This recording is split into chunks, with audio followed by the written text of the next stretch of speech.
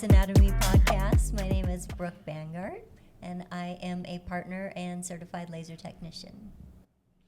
I'm Dr. Brianna Kane. I'm a partner here at Ageless Anatomy, and I'm also a naturopathic physician. I'm co-hosting the podcast today. And my name is Keegan Carlson. Well, he kind of Longtime client of Ageless Anatomy. And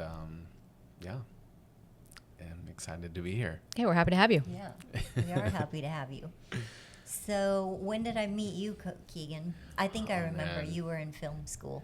Yeah, I was still in film school. I think it was like 2019, I think, is when I met you guys. It was like right after you actually opened. That's so crazy. At this location. So crazy how time flies. I know. I took your first event photos. That was that was before COVID. Yeah, before COVID, literally opening day or like that week when you had your event with all the vendors, and I showed up with my little camera, and He just got busy. It's funny because someone had asked me, it was Joshua, I think.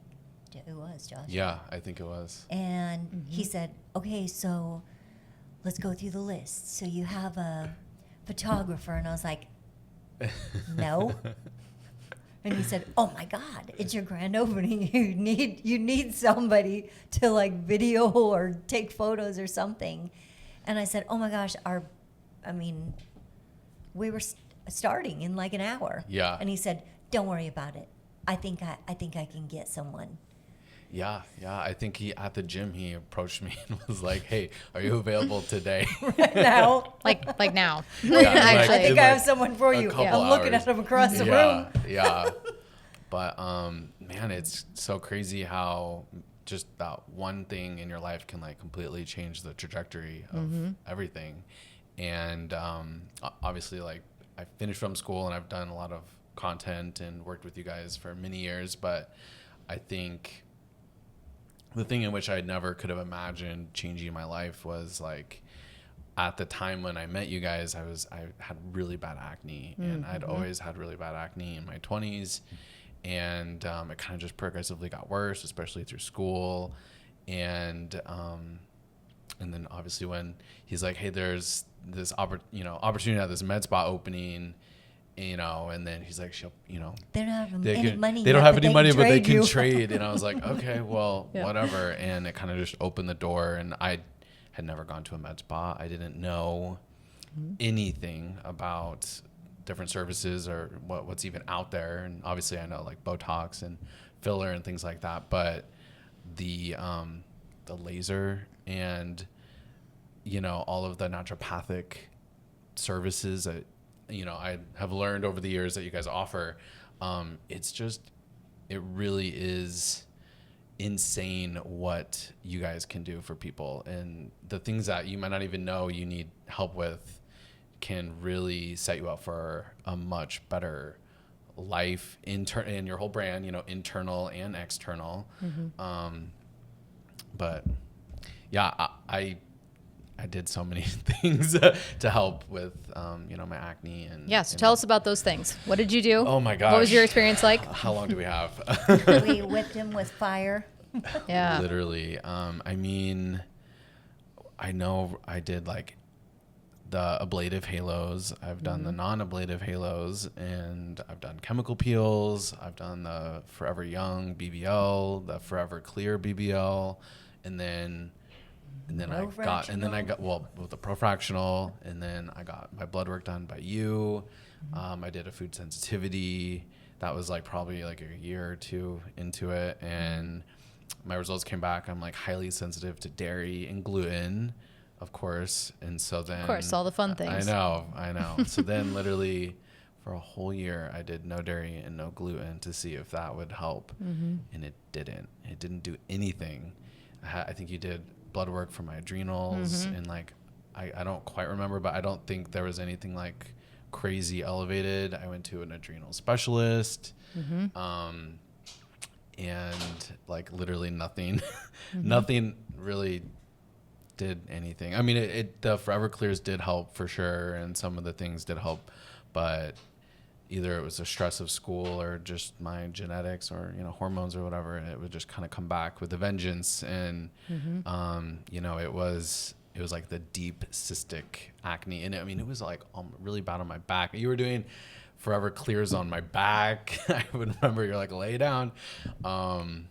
And so, you know, there had always been a discussion of like doing Accutane, and I got a lot of advice from you about whether I should do that or not. And it was something that I did not want to do, and that you guys encouraged to continue doing like a more naturopathic approach, which I fully support and listen to your guys' advice. And I did that. I mean, I eventually did do Accutane, but it was after years of trial and error, different treatments, and obviously the Accutane did help.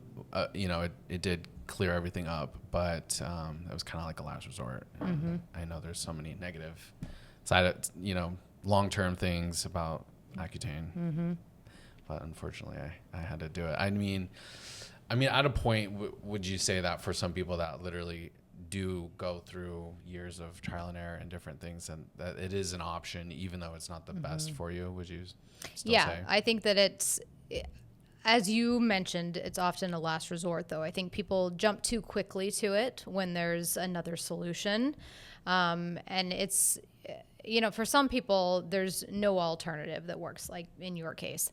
But then sometimes we will find something in blood work, or we'll find a treatment, you know, like a very aggressive chemical peel or a series of BBL Forever Clear that will clear somebody's acne. Yeah. And then they've avoided that step of having to do Accutane. Yeah. But it's not 100%. I mean, for some people, that's what they have to resort to, and it is what it is. Yeah.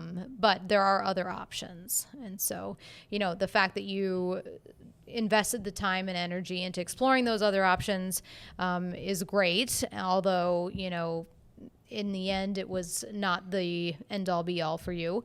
Yeah. It's, you know, I think it's good that you tried those other things first. And I mean, I'll be honest, even at the time when I had the acne after the different treatments and everything, my skin looked so good. And we would joke that it was like, the skin looks so good between the pimples, you know. But even now, you know, I think I did it like to finish the Accutane a couple years ago. My skin, I haven't had any work or any laser, anything done for years. You know, since I've done, well, obviously you can't do anything when you're on Accutane, but I haven't done anything after it for years, and my skin looks so good. I feel very good about my skin, and I think that honestly is a result of all the laser that I did before doing the Accutane. Like the scarring that, I mean, who knows what I would have looked like. Horrible Scarring. Yeah. Because that cystic acne is, with what you are dealing with the cystic acne, it causes scar tissue so deep. And it would have been, I know, if you hadn't been doing those treatments and you had gone on Accutane, it would have cleared up, and then you would have had that pebbling across. Yeah. You were so young at the time too. I mean, you're still young. But I believe, you know, and I've seen it on people, that when that scar tissue is in there as you age, it would have been pulling in. So basically we went in, broke up that scar tissue so that it was trying to heal underneath at the same time. It was really active, and that's why you see that smoothness, and you were seeing it even though you were having those breakouts too. I think it was for you. There's probably been 3 people, clients of mine over the years, that I mean, they basically had staph infection. It was so bad, some of them. Yeah. And those are the ones that I also would have said, you need to be on Accutane. Yeah. Just to get this under control. And then, but yeah, the integrity of your skin was probably really healthy going into it too. Yeah. So with what we did. Yeah, I mean, that's the thing about Accutane is Accutane's going to treat active breakouts. It's going to prevent future breakouts, but it's not going to do anything for what has happened in the past, right? Right. So a lot of people will go on Accutane and their skin still doesn't look good. The texture still doesn't look good because they have such bad scarring. Right. So, you know, that's one thing about doing laser. And even if you don't do it until after you've done Accutane, Right. you're never going to get that really smooth skin without it. I mean, Accutane's not going to do that.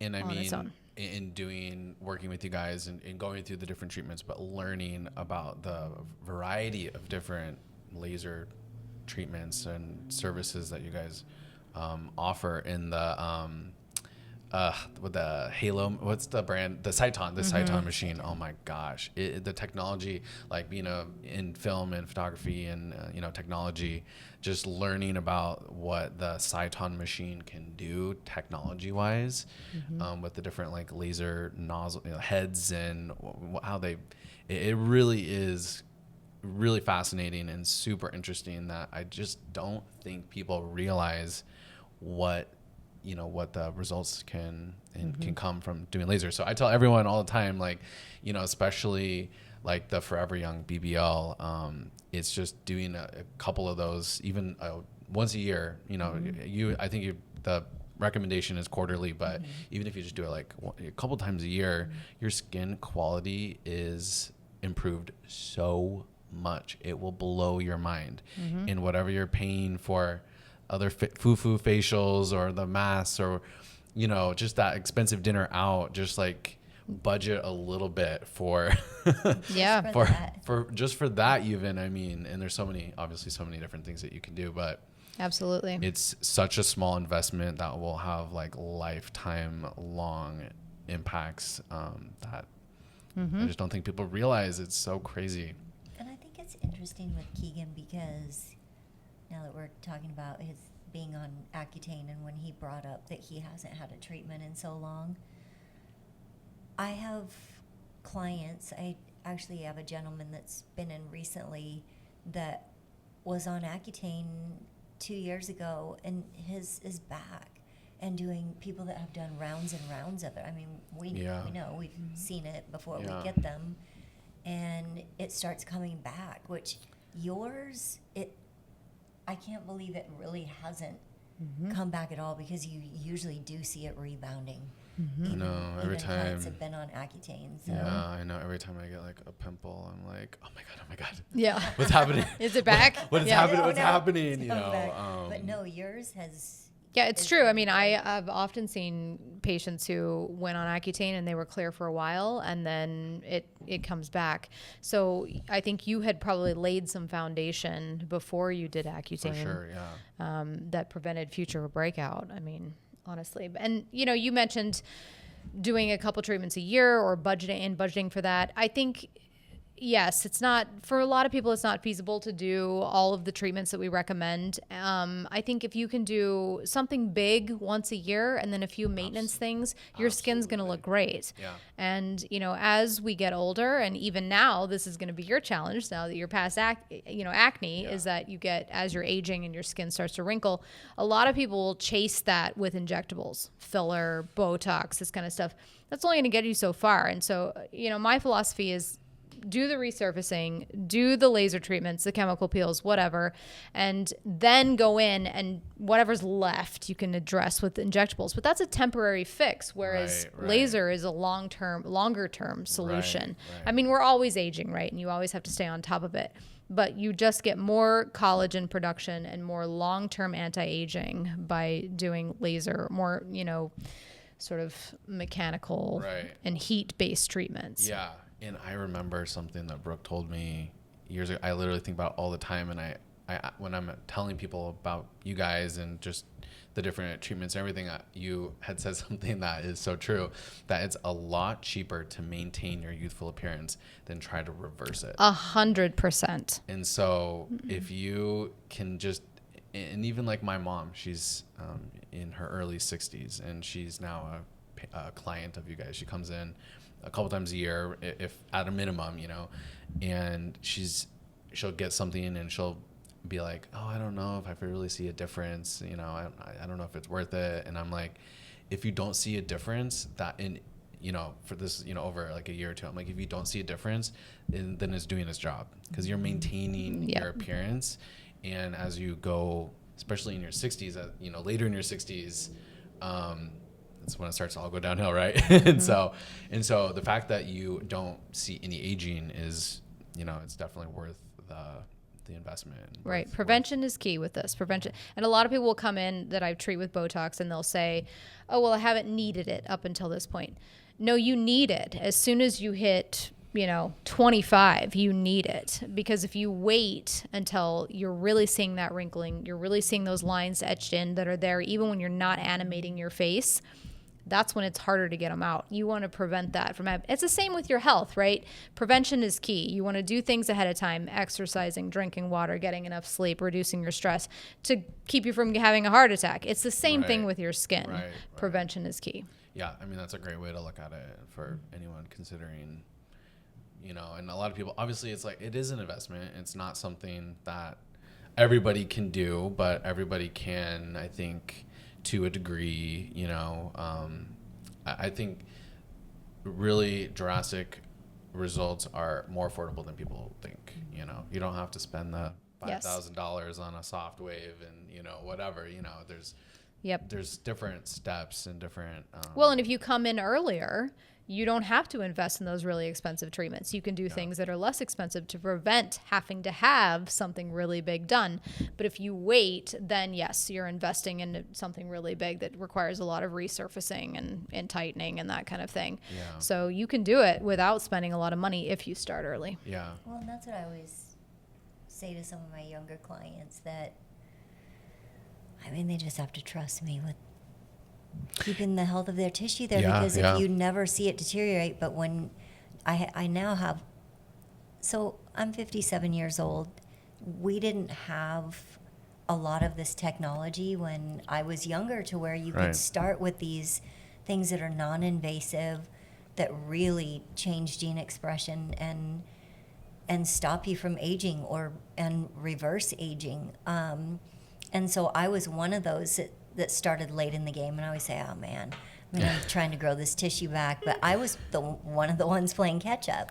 So I have a face and neck lift one day, well, you look incredible. It probably will look better because I have nicer tissue underneath. Yeah. But yes, that's the biggest thing for me, is to make sure that I educate younger clients, because it really is, to start. Well, we had a guest on a little earlier that's, he's 21 years old, and it's, if you started with even one thing a year.